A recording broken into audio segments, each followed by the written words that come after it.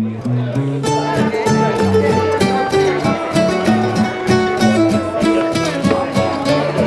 evening, ladies and gentlemen.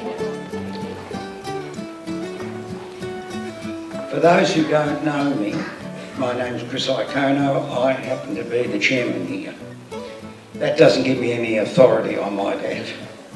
Tonight we are delighted to have our own shy Antonio Luciano, and he's going to tell us about the work on an international producer that he was, particularly about the pioneering of the Australian series Variety Italian Style. There's probably nobody really old enough to remember that here, so we're all young. I'd like to say at this stage, Tony and I have had a very, very long association. We went to school together. Tony tells me at one stage we sat next to each other, but I can't remember that. And tonight I'm proud to say there are probably 5 or 6 Aloysians here in the audience. If you'd like to just stand up and show me who you are. I'm not going to tell you some of the private things that happened in our childhood and our schooling, because that embarrasses Tony, because there are a few accidents involved, and perhaps later after we go to La Jara and I've had a few drinks, somebody might like to ask me and I'll tell you about them, right? But I won't embarrass him now, right? Firstly, I'd like to acknowledge that we are meeting on traditional Aboriginal land, and I acknowledge the elders past, present and future.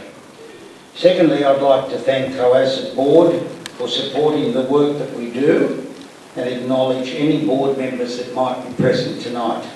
Now I'd like to welcome Tony to come up and do his thing. Thank you very much.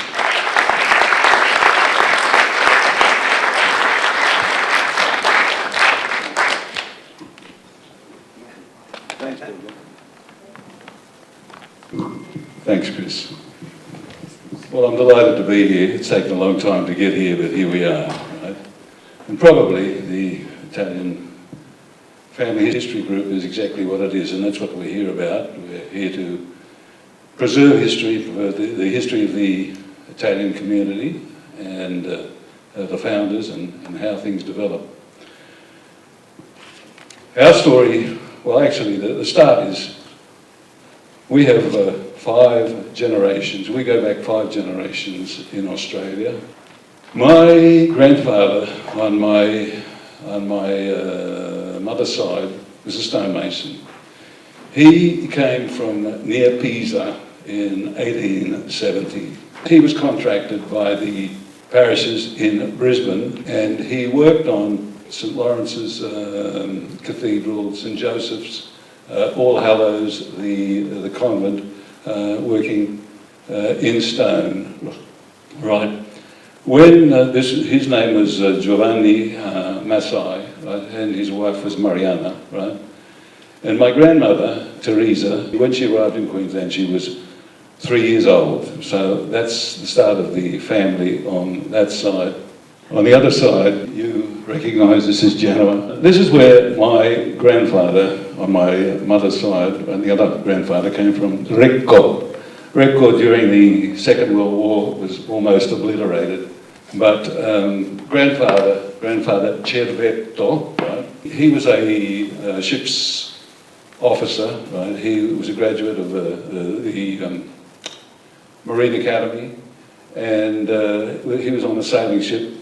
And they arrived in Queensland, in North Queensland, and he liked the look of things, so he decided that he wouldn't go back, and that's how my grandfather, Cervetto, he actually arrived in Australia.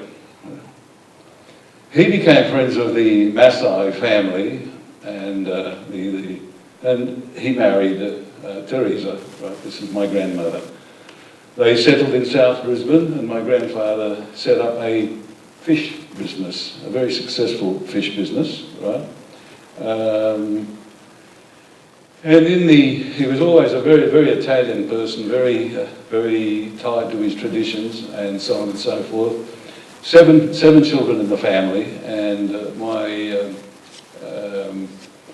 he decided that his two daughters should learn all about Italy and so on and so forth. So he sent my Auntie Mary and my mother, the two youngest in the family, off to learn Italian, right? This is in Brisbane. My mother was born in 1912, by the way. Sent them off to learn Italian, and guess who the Italian teacher was? It was my papa, Giuseppe, and that's the start of the story from that side. Just coming back to the Luciano side of the family, you've all heard of Capri, the Isle of Capri, and Dean Martin always sing about it. Well, my father came from the island of Procida. Here is Naples. And interesting, up the top there, see the word Gaeta, right? That's where my grandfather came from, right? He also was a mariner. We were a complete family of navigators, of mariners. He obviously was sailing between Gaeta and Naples and stopping off at the islands. You all know pizza, P-I-Z-Z-A. Well, the first reference to pizza they found on documentation in Gaeta in the year 997. So that was the first time that the word pizza, as we know it, was uncovered. So that's just something, just as a throwaway line, right? My father was born in the year 1900. He graduated from the Istituto Navale, which is, it's a famous naval institute on the island of Procida. In fact, on the island of Procida, everybody has got somebody who's a sailor, a mariner, and so on and so forth. And he had his uncle in Australia was called Frank Lubrano, and Frank Lubrano was one of the original importers of Italian goodies as we know them today, and he was involved in commercial activities. He called my father, right, to Australia, and my father arrived in 1922. And immediately my father put my father to work on a newspaper which they published, which was called L'Italo AS Australian. And my father worked with him for a number of years, looking after the editorial side, finance. 1926, my father moved to North Queensland. He moved to Innisfail. And he set up the same sort of business there, general agent, and he's servicing cane cutters all the way from Mackay to Cairns, giving them particular service. And he was subsequently appointed a vice consul. He relocated to Brisbane in 1930, and he continued with a lot of his commercial activities there, including his Italian lessons. And he was much involved in Italian cultural activities, the Dante Alighieri. His friend, and later the Premier of Queensland, Sir Raphael Cilento, he and my father were very much key people in the Dante Alighieri and various other activities related to the Italian community. He wrote for newspapers and periodicals in English and Italian. L'Annuario Italiano of Queensland. My father produced this amongst many other things that he was writing and publishing, and as you can see. Okay, this is just to give you some idea of the sort of content. And he was he became the lecturer in Italian language at the Queensland University, the Brisbane University at that particular time. And in fact, he was commissioned to compile a curriculum and set the exam papers for the senior and junior years at a high school in Queensland for many, many years. In fact, when we first came to Sydney, I can remember they used to send the documents here for my father to correct. Okay, in 1953, he set up this newspaper that you're looking at now called Il Corriere d'Australia. The first editor was Franco Battistessa, then Alberto Marchi, who became the managing director of Cinzano here in Australia some years later, and then subsequently Livio Benedetti, which I think was also involved with Colossi going back some years ago, right? My father was also very active in promoting, again, the Italian culture, heritage and so on and so forth. And perhaps you'd be interested in this. He had various language courses over Sydney, and including at the Sydney Conservatorium of Music. He was teaching the tenors and the sopranos and what have you, because opera was becoming teaching them Italian. And one of his most famous students was Joan Sutherland, La Stupenda. Anyhow, what actually happened, the Alitalia came to Australia because they were competing then with the ships. They invited myself to go on this inaugural flight on a DC-8. You probably even heard of the DC-8s because they were just before the 707s. Anyhow, the DC-8 went to, what a trip to Rome. We went to Phnom Penh, Bombay, Karachi, Tehran, and it took us about 2 days to get there. But anyhow, we got there, and I must, on that trip was Alderman Hills, who was the Lord Mayor, Bishop Muldoon, Jim McDougall, the columnist, Ubaldo La Robina, who's still involved with Globo in Melbourne, Evasio Costanzo, who was then the editor of La Fiamma, and Bertolini, who was responsible for Sette Giorni. So it was quite an event. We met with various politicians. There was a private audience with Pope John XXIII. That's one of the highlights of my life, in fact. It was a very small audience, and I tell you what, John XXIII was quite a person. Oh yeah, I forgot to mention, I had dinner with Claudio Cardinale, right? That was quite a highlight for a single guy at that time, right? I can tell you.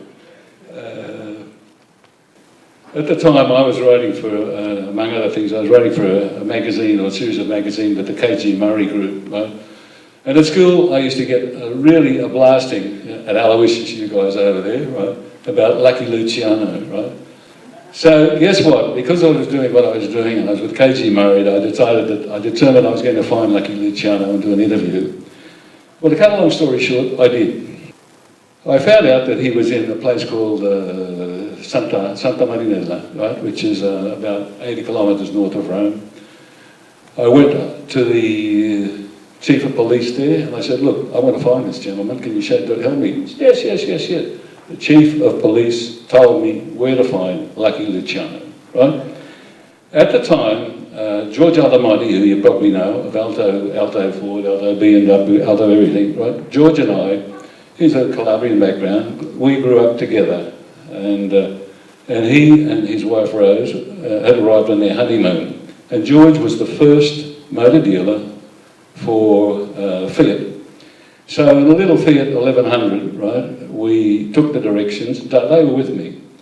And we went up to the top of this hill. It was there was this ranch-type villa there with a big cyclone fence around it, right?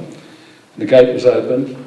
And as I walked through the gate to this place, Lucky Luciano walked out of the back kitchen. So, you know, sort of really Australian, what have you, you know, g'day mate sort of thing. I went, hey, excuse me, and his first question was, he first said to me, what's the deal? I said, look, there's no deal. I said, I'm working for a magazine group, I'd like to talk to you.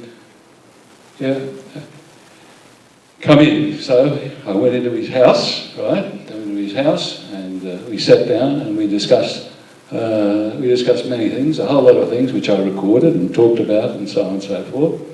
And he told me then, he said, of course, you know, my name is not Luciano. He said, my name is Lucania, Salvatore Lucania.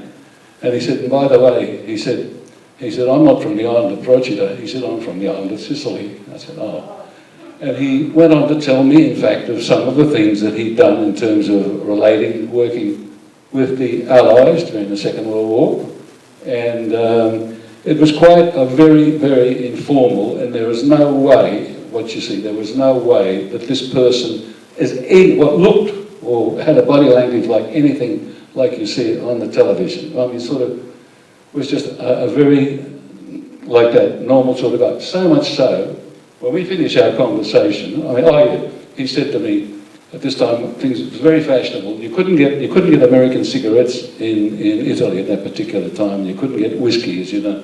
So when I sat down, the first thing he did was open a carton of American cigarettes because of course I was smoking my head off at that time, and he had a tray and a bottle of Grant's whiskey, and he poured a shot of that, and I said, well, he said, no, he said, I don't smoke, and he said, I'm not giving up drinking. At that stage I became involved and opened an agency, right, in Liverpool with Mario Mura, and eventually with one in Fairfield with Eustachio del Pin. The Marconi Club was just being founded, and actually it was Oscar Michelini and Ruben Sartor, who was the father of Sartor, who the politician in recent times. Right? So I've always been very, from my writing activities, I've always very keen on electronic media, and we established a radio program on 2CH called Notturno. That's exactly what it says, nocturne. I decided to, after what I'd seen on my trip, I decided that, okay, I was, had associations with the two other agencies, and I decided I'd go to Italy, right, because I liked very much what I'd seen. I stopped off at Hong Kong, and there was a guy called Ken Landell-Jones who had Fortune Far East, an advertising agency. Anyhow, they approached me at that particular time because I just stopped over there for a few days. They were looking for an involvement in the PR field. They asked me, you know, would I like to work there? And I was committed to going to Italy after what I'd seen and what I'd done. And but anyhow, it was quite an attractive offer. So I decided, well, I'd work there for a while and still go to Italy. But as it turned out, I contracted a very horrible virus after nearly a year. And I came back to Australia, and I recuperated. And another school friend from Aloysius, Bill Marno, offered me a job, right, at J. Walter Thompson, right, to look after or to be involved in the public relations department. And okay, so it was communications, it was writing, it was the things that I really enjoyed, and the family business was rolling along quite well. So I just decided that that's where my talent lay, and that's what I did. You know, it was quite interesting. We had clients like Angus and Coote, Benson and Hedges, Union Carbide, Bouton. Would you believe we launched Bouton? You remember Bouton in the funny bottle, you know? And the Rosso Antico, anybody remember it? Yeah, we launched that. Actually, among the various clients, we had one Phillips 66, right? With an American petroleum company. They're looking at promoting LP gas here in Australia. Anyhow, at that particular time, we were looking for a very talented, a very nice personality, right, to promote the Phillips 66. And I hired a leading model called Anne Michaeletts, right? She was a top fashion model, right? In the face of Roselands. Do you remember Roselands with the little face every day? Well, that was Anne, right? And we found we had much in common, and we married. I decided, you know, my Italian thing was sort of itching. It was itching. There was something doing, because I knew, being in the media or on the periphery of the media, I knew that there were things that, you know, that could be done. And I'd been doing some preliminary stuff with the television networks here in Australia. So what I did, I made an approach to Channel 10. The arrangement was a fairly difficult one, in as much as we can't promise you a time slot. Cut a long story short, right? They put it on initially at about 11:30 at night. And you'll all like this, but what actually happened, they kept ringing and saying, look, all these people keep ringing up and saying, look, we have to set our alarm clock to get up to watch Variety Italian Style. Here it is, Tonight Italian Style, the original episode.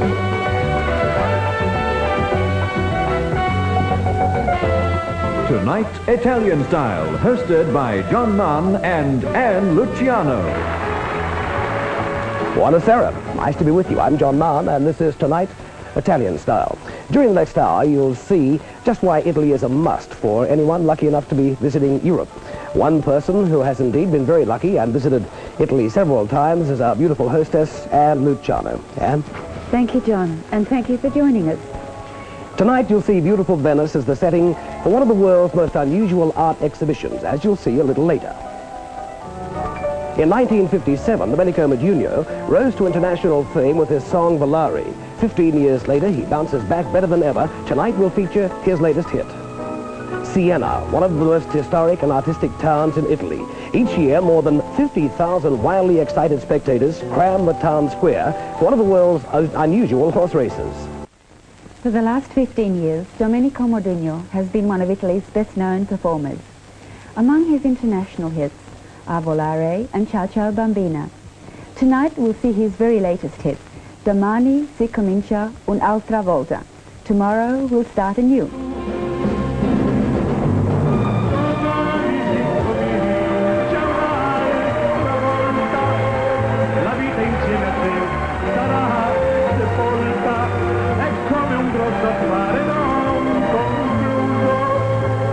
Ricomincerò, ma un po' deluso, tu ricomincerai senza di me.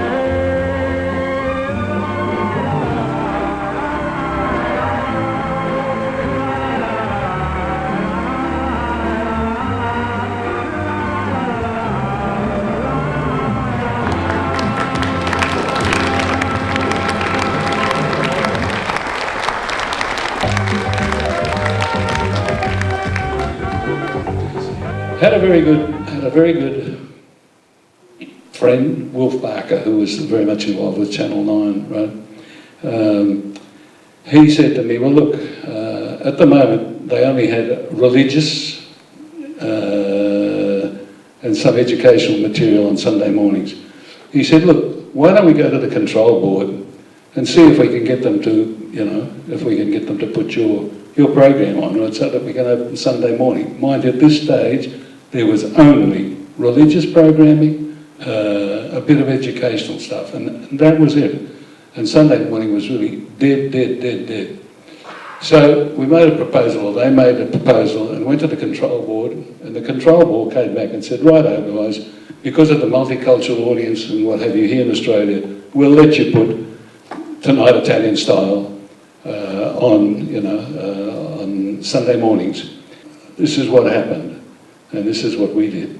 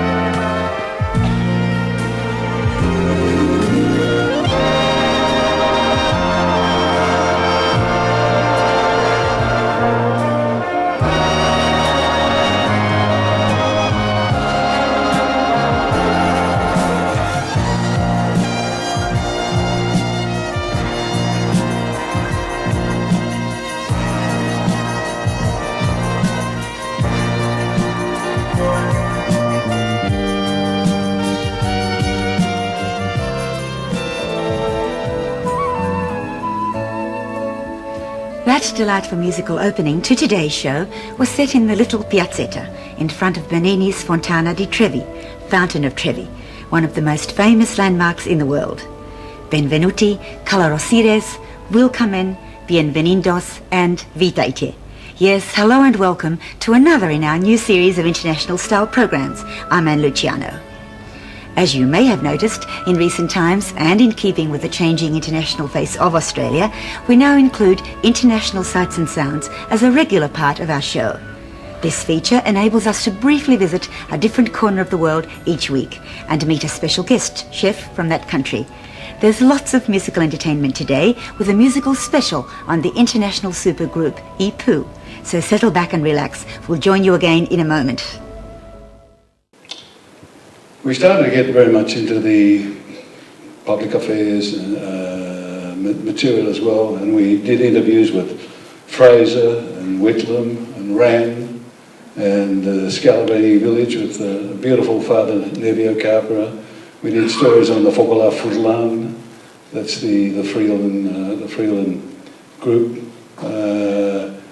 We did feature programs for the government on things like problems of migrant women, trade unions, various issues that were sort of information for migrants, and building awareness for these things with the community. And at that time, we started to build up an association with, because of our programs, the 1 hour programs, and with being very well received, we started to have a relationship with overseas networks, and I started to build up a relationship with Televisione della Svizzera Italiana, the Swiss television.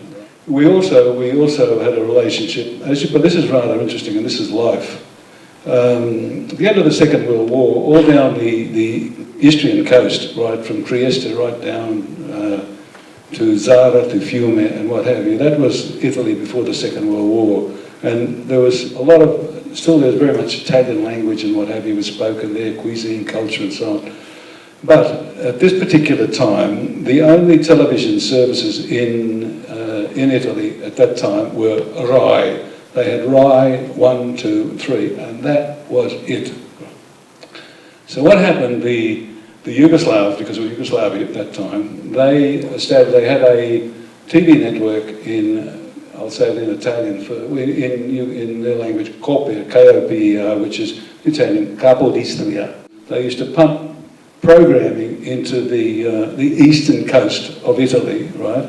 And it used to be news, information, lots of music and so on. And I developed a relationship with a particular Juris Mitzberger, and we did some joint production together, and I got built a relationship with them to get material from them that we used in our program. And this also involved a very dear friend of ours, Luciano Minghetti, who was also a broadcaster, and he'd been with us for many years. So we started a relationship with Switzerland and with, at that stage, Yugoslavia, for material that we were using, right? The 1981 Club Marconi Debutante Ball is presented for your enjoyment by M. Fiorelli and Gosford Quarries. More than 700 guests packed the Club Marconi Auditorium at Bosley Park, Sydney for this annual gala event. I guess you could, this will sort of make a few of your life, I think. Preceded the evening's entertainment, and the official guests included Mr. and Mrs. Chase of Gosford Quarries, official sponsors, talking to the president of the Marconi Club, Angelo Bagatella, and Johnny Lockwood, stage and TV personality. Mr. and Mrs. Becker of Fiorelli, also official sponsors of the evening, the Marconi Club Board of Directors, and Dr. Marcuzza of Alitalia. And now the club manager, Mr. Alex Faboni, introduces the official guests. I'd like to call His Excellency Dr. Sergio Angeletti, Italian Ambassador, and Mrs. Livia We decided, because there'd been very much an interest in Italian food, Italian wine and so on, we decided to experiment, right, with I hate to use the word cooking, but it was at that stage a cooking program. We were the only one, the first, right?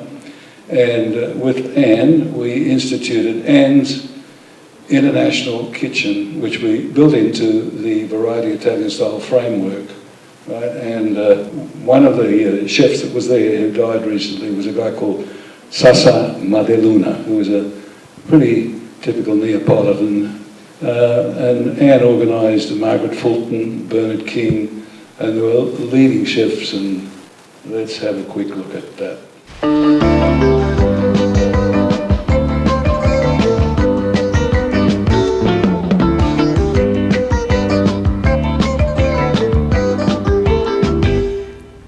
Welcome back and shalom. And today in our international kitchen, we're going to cook Israeli style. And I would like to introduce you to one of our foremost cookery writers and cooking authorities, Miss Margaret Fulton. Hello, Margaret. Hello, Anne. Well, today I've got a marvellous dish. It's called patlıcan boureg, and it's eggplant. Sounds good. Well, And this is a particularly dish that is favoured in Israel, isn't it? well, yes, you know, in Israel they've done such a marvellous job of growing fresh vegetables, and eggplant, of course, is a great favourite of the Middle East. This is also a marvellous dish because it can be done so quickly. Now, what we do with our eggplant is sprinkle them with salt. I've already done that with these, and they drain, they degorge. You know how some vegetables like zucchini and eggplant are a little bit bitter, yeah. bitter now, and that helps to take away that bitterness. Now I'm going to fry the eggplant in my lovely Bessemer frying pan, and what we do is coat them just lightly with flour, quickly fry them in a nice olive oil, I think, or a nice vegetable oil. At this particular stage, variety Italian style was all over Australia at that particular time, and things were really, if I say, cooking with gas.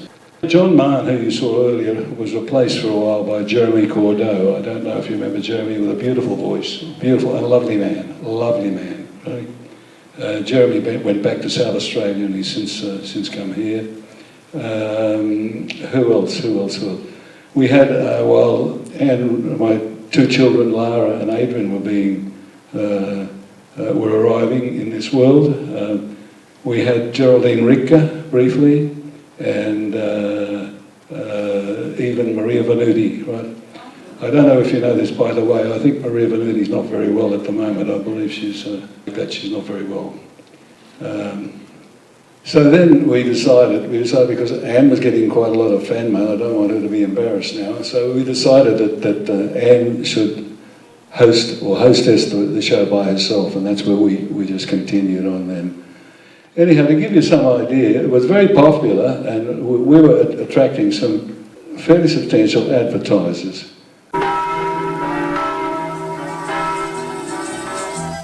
Full-bodied Italian wine, delicious Italian antipasta, crusty Italian bread. But when it comes to pasta, it's Nanda for us. We brought our own from Australia. Nanda, the Australian company who sold spaghetti to Italy. Qantas would like you to meet some of its owners.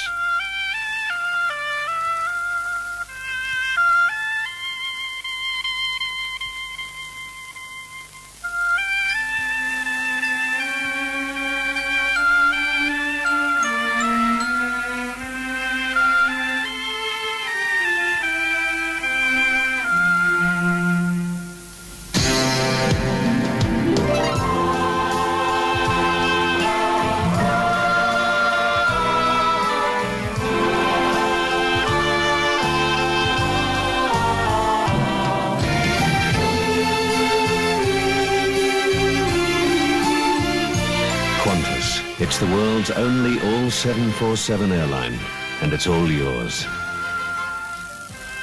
Let's go see the world together. We'd been on air for about 5 years then, and number 96, it was quite popular then on Channel 10. We went from 12 till 1. In fact, it was lunchtime, and it was really the ideal time slot for us. We were, believe it or not, they didn't believe in ratings, and they hadn't got any ratings at all. We'd built up a fantastic rating thing for the networks at that stage. I built up an association with the Italian Prime Minister's Department, the Presidenza del Consiglio dei Ministri, and we did a documentary. Well, they asked me to do a documentary, or us to do a documentary on the Italian community in Australia. And we included Transfield, the Wortley, Nick Cerrone, the jeweller, the Italian clubs, Scalabrini Village and Father Nevia, sculptors and so on. We were commissioned each year then to go out and produce documentaries on the Italian communities in different countries of the world.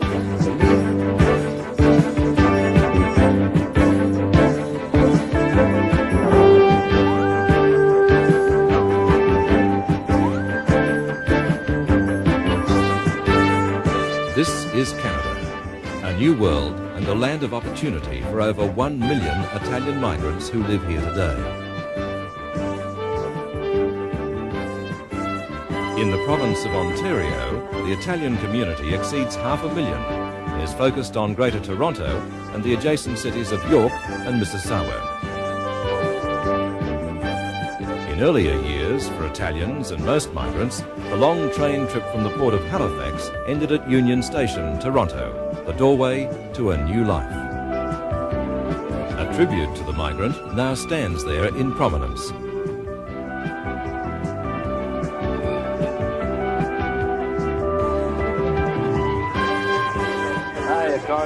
Italian post-war migration was at its peak during the 50s and 60s. Over the last 25 years, the first generation has conquered its place in the community with hard work. Now the second generation of Italians is emerging with distinction, including in the sphere of federal and provincial politics. One of the reasons I wanted to be Prime Minister, I wanted to see Joe Piccinini, the judge of the court.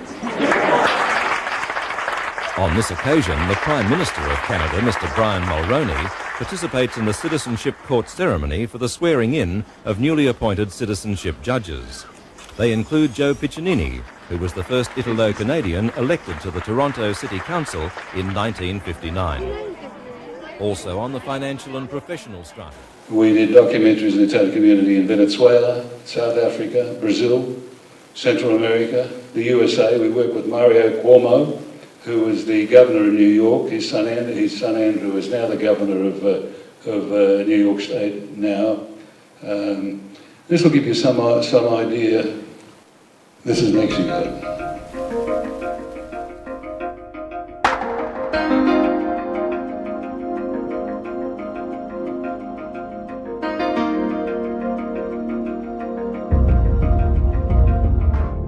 Ma solo verso la metà del XIX secolo i primi italiani cominciarono ad emigrare in Messico. Come i loro padri colonizzatori, anche loro provenivano da Genova. Il gruppo si insediò sulla costa del distretto di Veracruz. La maggior parte era specializzata in commercio, artigianato ed arte. Alcuni dei monumenti più eleganti che tuttora si trovano in Messico rappresentano questa era del lavoro e del genio italiano. I discendenti di questi pionieri sono tuttora molto attivi e la maggior parte, come Serafino Sampieri, hanno sviluppato l'attività iniziata dai loro antenati. Il bisnonno di Sampieri proveniva da Lintai, in provincia di Belluno. Era uno dei 7 fratelli che si stabilirono in questa zona.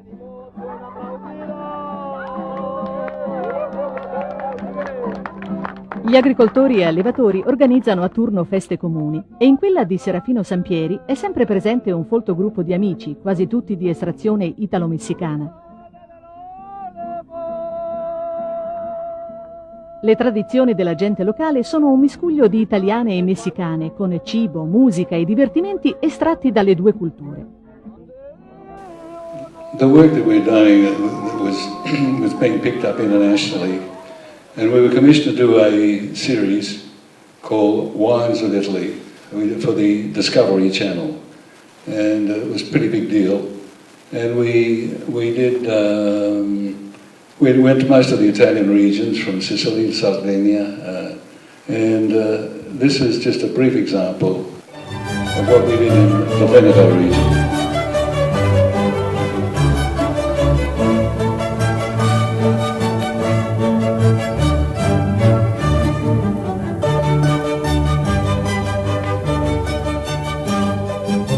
Lake Garda forms the western threshold to the region of Veneto. Archaeological evidence has established winemaking activity here on the shores of Lake Garda during the Bronze Age, 40 million years ago. Today, Veneto is Italy's most modern and complete wine region. Each September, here in Bardolino, over a base of homespun hospitality, the district stages its colourful wine and grape festival, Festa dell'Uva e del Vino.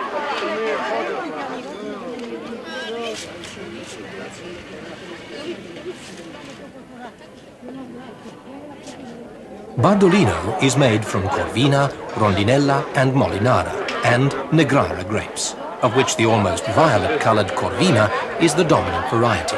usually from 35 to 65%. Sometimes the individual winemaker may introduce a mixture of Negrara, Rossignol, Garganega, Barbera and Sangiovese to a maximum of 10% of total volume. Bardolino is a light-bodied, refreshing wine to be drunk young. Freshness is essential.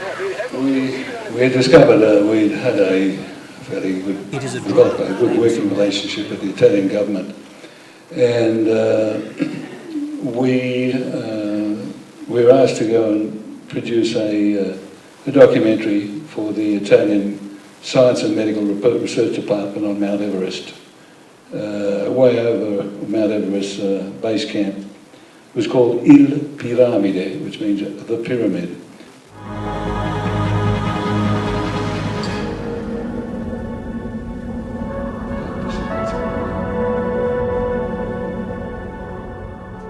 Questo laboratorio sperimentale dà delle opportunità assolutamente eccezionali, perché in una località così remota del mondo, con caratteristiche atmosferiche, climatiche del tutto peculiari, è possibile studiare e condurre esperimenti molto interessanti. La piramide è un laboratorio italiano realizzato a 5.000 metri che serve non soltanto per ricerche di tipo medico ma anche per ricerche di tipo ambientale, per ricerche di tipo biologico, ricerche nel campo della geologia e della geofisica. Le ricerche nel campo fisiologico-medico certamente sono tra le più importanti perché oltre 30 milioni di abitanti sulla faccia della Terra vivono al di sopra dei 3.000 metri.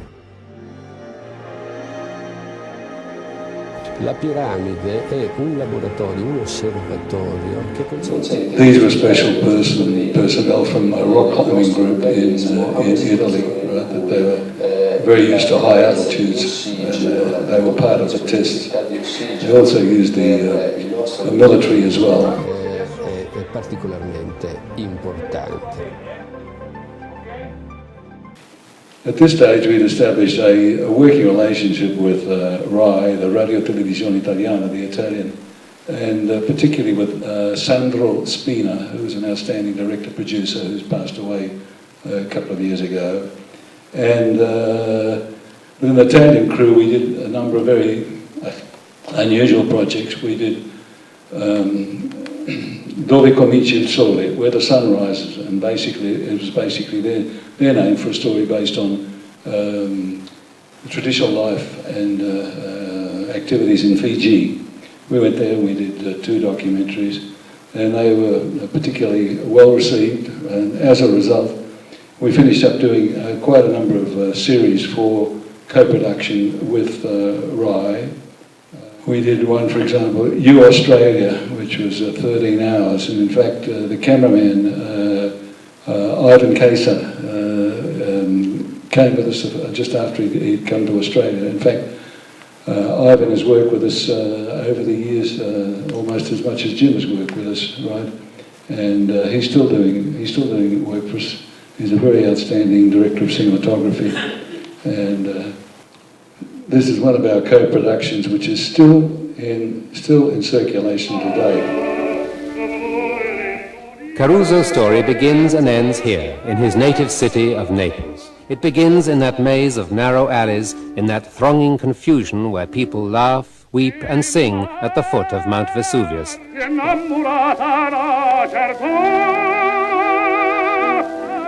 It was at number 7, Via San Giovaniello agli Otto Calli, that his story really begins. Caruso loved singing and being in the public eye. Performing for an audience was exciting. It made him feel important. People loved listening to the voice of the young man singing the beautiful Neapolitan songs with such charm and resonance. He left them all spellbound. Caruso's 1911 to 1912 season was a complete success, and his popularity continued to grow with each performance. He sang 38 times in New York and 11 times on tour.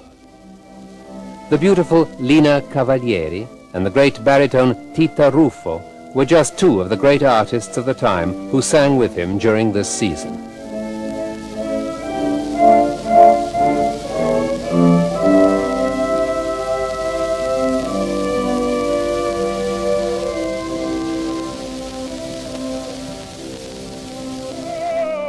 Caruso was renowned for his generosity, and hardly a day would go by without him making a donation to a charity or towards a worthwhile cause.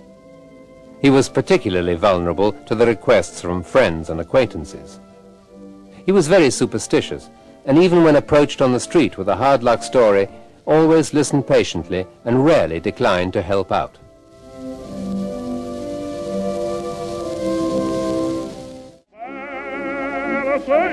His personal secretary, Bruno Zirato, accompanied him almost everywhere, and often also his son, Fofo, who during this period was also in the United States. As he had decided to stay in the United States temporarily, he agreed to set out on an extensive tour of his stepmother country, as he sometimes called it. That was a very interesting project, very interesting. But subsequently we did personality documentaries on Enrico Fermi. I don't know how many or to what extent some of you know about Fermi, the nuclear scientist. Yeah. Just prior to the outbreak of the Second War, he moved to the United States because you could see the writing on the wall. And what actually happened, the Americans co-opted him to become involved in the Manhattan Project. What was the Manhattan Project? The Manhattan Project was the project, the first atom bomb in Los Alamos, right? Fermi was the key person involved in splitting the atom. Robert Oppenheimer, who was the person in charge of the project, and he wasn't really a scientist, he was given all the credit for what happened, when in fact the credit belonged to Enrico Fermi. We did another one on Marconi, and we involved Marconi's wife, who was still alive, the Marchesa Marconi, and his daughter Elettra, right, who they were living in Bologna. La masa, símbolo de la autoridad parlamentaria sudafricana. This is very interesting. This is an Italian artisan. He's so good. He'd been commissioned to craft the mace for the South African Parliament, right? And in fact, as you'll see in a moment, he also he crafted the coins for the South African Mint, particularly the rand. Mauro inició su pequeña empresa al llegar al Cabo de la Buena Esperanza en 1847. Giovanni da Empoli llegó a esa misma costa.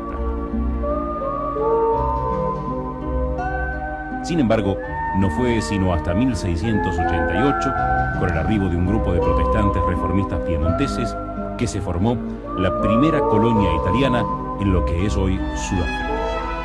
La masa, símbolo de la autoridad parlamentaria sudafricana, descansa prominente al centro de la mesa cuando la Cámara entra en sesiones. Es una obra maestra de 7,7 kilogramos de oro 18 quilates, con decoraciones y tallados intrincados del artesano Mauro Pagliari, de Ciudad del Cabo. Originariamente aprendiz del famoso tallador italiano Giampaoli, Mauro inició su pequeña empresa en 1952. También le pertenece un tributo al dorado león de África, disponible en forma de una libra de oro sólido o como medallón para coleccionistas. El Kilo Kruger es otra de sus finas. Very unusual activity for an Italian, isn't it? But anyhow, there you go. The Wines of Italy program that you saw briefly, the piece you saw, was extremely well received, and the Americans made contact with us, and they commissioned 60 half hours on Italian regional food.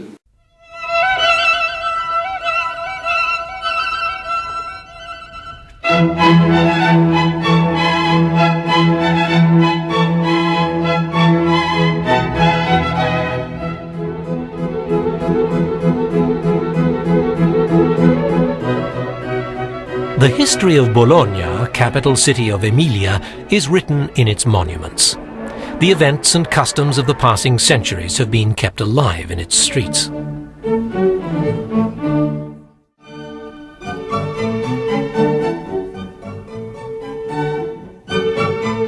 Another tradition long associated with Bologna is its love of good food.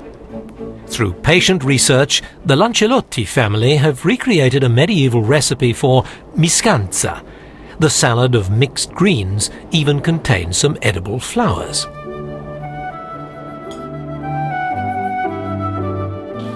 We did a documentary on the Italian research activity in Antarctica.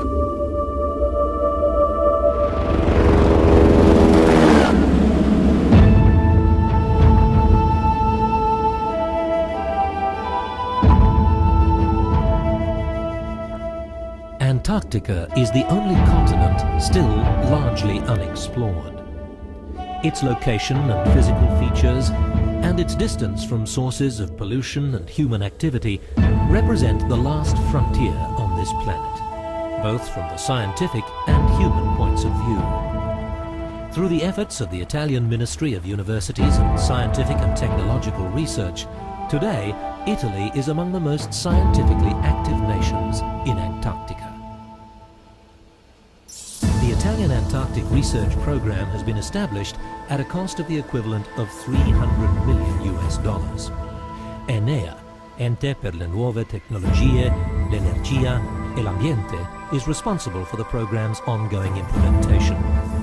Chairman of Progetto Antartide is Ingegnere Mario Zucchelli, and its main activity centre is a modern, well-equipped base at Terranova Bay in North Victoria Land, which is serviced by a fleet of helicopters and specially fitted-out vessels such as the Italica.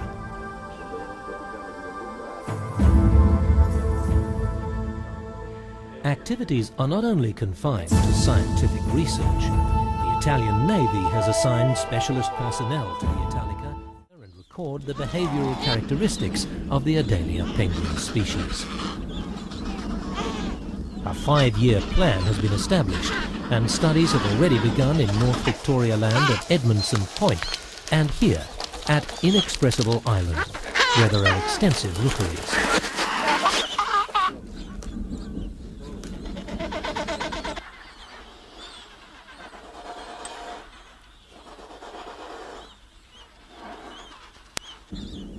Aerial and individual random surveys were carried out to provide a more accurate indication of overall numbers.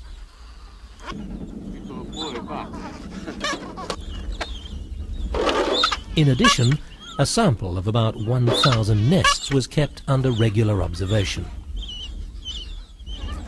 A close check was kept on numbers, and various tests were carried out on both adult birds and chicks. Electronic marking is to be used in the next phase of the program. This will enable the compilation of more accurate statistics on feeding patterns, survival rate of chicks, fidelity and general habits of this species. We might go out there. I've got a lot more that I could show you and talk to you about. I'm afraid I've been talking a bit too much rather than showing you. First of all, thank you to you all, but particular thanks to Anne Luciano for support over many years, to my son Adrian, who was with me on a number of projects, and my daughter Lara, for Jim. Here he is. Jim and I have known one another for, I would think, about 35 years. We've been working together, and Jim was very, very significant in helping me put this presentation together, and thank you. Very special thanks to you, Jim. And I'd like to say just a thanks to Ivan Kayser, the Director of Photography, Cameron Fulbalson, who's been sick, Massimo Folletti, I'd just like to say thank you to Dominic Rivolo and Arturo Di Filippo for beautiful guitar, and our past presidents, right? And to Chris Diacono, who is our current chairman and dedicated and so active. Thank you, Chris. Right? Inspirational. And to thank Tolazit for the trustful guidance and support of our mission to preserve the Italian contribution to shaping Australia. This is the hymn for the migrant.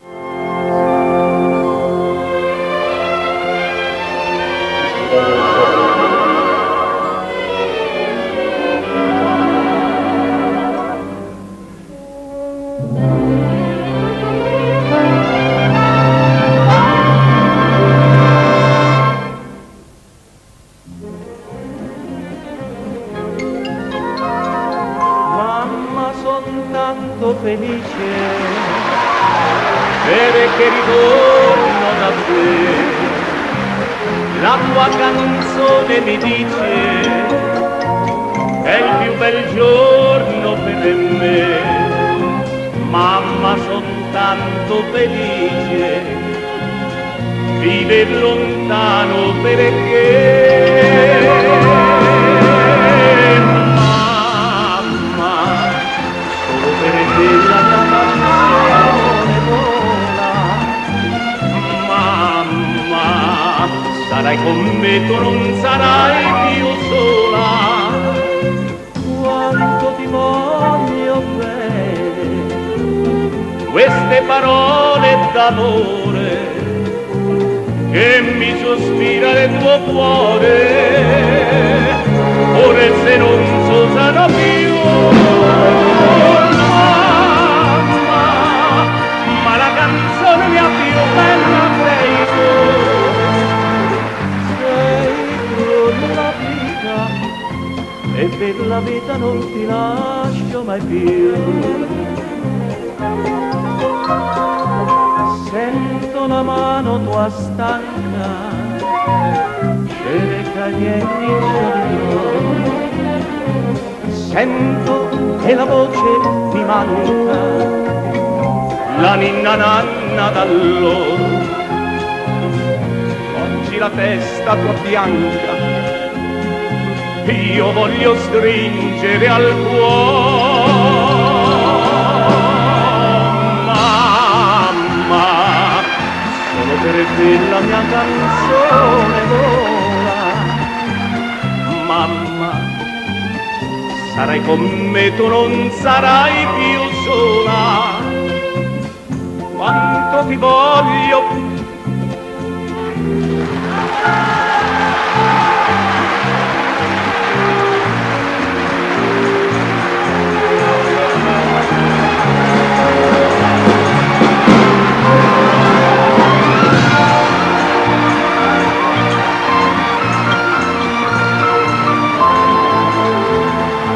Sei tu la vita e per la vita non ti lascio mai più.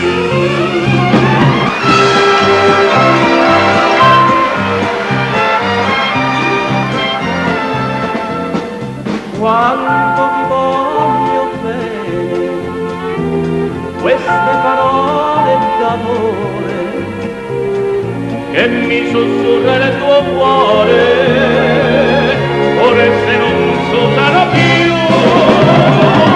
Mamma, ma la canzone mia più bella sei tu.